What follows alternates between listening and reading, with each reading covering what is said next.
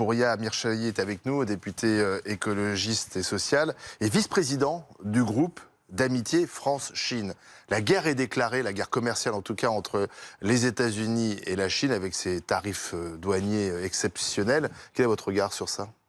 Donald Trump fait de la politique et du business, d'abord.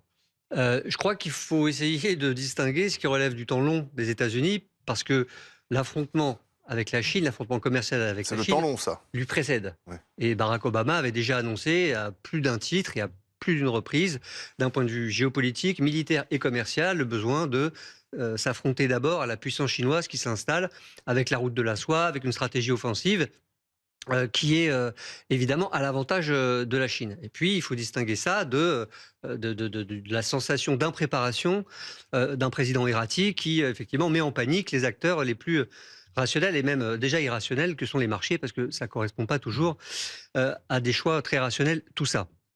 Ce qui compte pour nous, les Européens, je crois que c'est là qu'il faut situer notre enjeu, c'est de ne pas être les idiots utiles de Donald Trump dans cette affaire-là, ni d'ailleurs des Chinois, dans une géopolitique qui, pour l'instant, nous prend en étau. On a trois impérialismes, le chinois, les États-Unis, le russe, face auxquels nous, on est assez démunis pour le moment. On est pourtant une puissance économique, chacun le sait, mais assez démunis d'un point de vue institutionnel. Il faut se mettre d'accord à beaucoup, à 27. C'est l'enjeu européen depuis toujours, et c'est d'autant plus difficile qu'on a maintenant dans notre continent, au sein de l'Union européenne, des capitales qui sont indexées soit sur Trump, soit sur Poutine. Donc ça complique la donne géopolitique. On voit bien que ce que veut faire Trump, d'abord, c'était de nous faire payer à nous, Européens, le déséquilibre de la balance commerciale en sa défaveur. Mais surtout, ce qui se passe, c'est pour ça que je disais qu'il fait de la politique, c'est qu'il a bien compris qu'on ne peut avoir qu'un ennemi à la fois. Il commence par dire, on taxe tout le monde aux frontières. Il y a peut-être des intentions internes, on verra ce que la saisine des démocrates américains donne, mais il y a aussi une ambition stratégique. Il s'aperçoit qu'évidemment, il se met à dos à peu près tout le monde, et son objectif étant, j'en reviens au temps long, de se renforcer dans sa compétition avec la Chine. Pendant 90 jours, il donne de l'air et des assurances provisoires aux Européens. Et c'est là qu'il faut faire attention, parce que Ursula von der Leyen, donc la présidente de la Commission européenne, elle joue d'une stratégie qui m'inquiète, parce qu'elle est très fragile.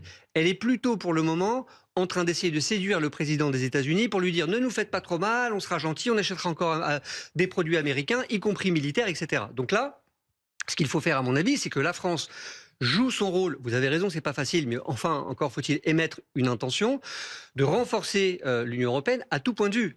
Je ne parle pas ici de l'aspect défense, c'est un autre sujet, mais même d'un point de vue commercial, il faut être capable de remettre en place des taxes aux frontières européennes intelligentes. Notamment parce que les produits chinois vont arriver en masse? Alors, ça compte aussi pour les Chinois, moi je ne distingue pas.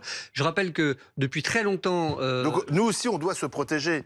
Il faut aussi se protéger des Américains et des Chinois. C'est-à-dire que... Et le marché européen est suffisamment important pour finalement s'autosuffire en quelque sorte, puisqu'on peut aussi commercer entre nous. On ne l'a pas souvent fait. Oui et non. La condition d'un commerce, c'est qu'il soit, pour moi, mais je l'ai déjà dit chez vous depuis plusieurs années, c'est qu'il soit juste et équitable. On peut commercer. Le commerce précède même le capitalisme. C'est un échange de biens, etc., de marchandises et de services, avant même qu'on le monétise. Mais là, en l'occurrence, il s'agit pour les Européens, effectivement, de se protéger. Vous avez raison, de protéger un standard social, mais de protéger aussi, de se protéger de tout ce qui est nuisible à la planète. Ou aux standards sociaux. Je m'explique, il y a des produits qui sont importés, qui mériteraient d'être taxés plus parce qu'ils pourrissent la planète dans leur mode de production. Ou parce qu'ils sont, je vais jusqu'à des exemples qui sont en général assez horribles, mais qui parlent aux gens, produits par des enfants. Bon, vous voyez ce genre de... Donc il faut être capable d'imposer des principes et de la morale, même en économie.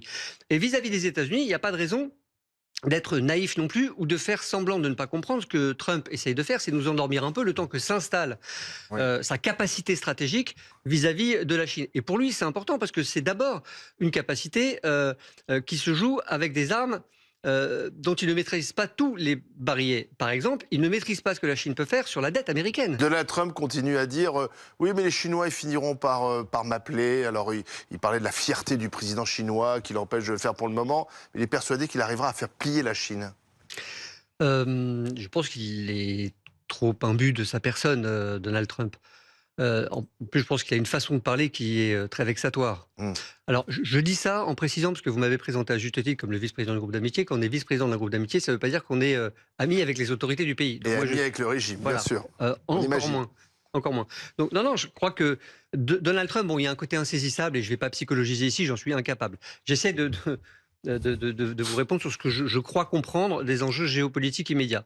Il y a en effet, chez Donald Trump, la conviction qu'il est en capacité encore d'être un point de centralité dans le commerce mondial international. Il a tort de ce point de vue-là, parce que pendant longtemps, il y a eu 2 événements majeurs en Chine. D'abord, les Occidentaux en général, étaient implantés des usines là-bas, et on a augmenté non seulement la productivité en Chine, mais de ce point de vue-là, on a permis aussi l'élévation du niveau de vie général. Et 2, il y a eu, tout le monde y a participé, un transfert de technologie qui a rendu effectivement les Chinois tout à fait autonomes et capables. Donc la stratégie chinoise, j'ai l'impression que Donald Trump, il pense comme si la Chine était la Chine il y a 20 ans. Oui. Il y a un côté très décalé dans son analyse. Dans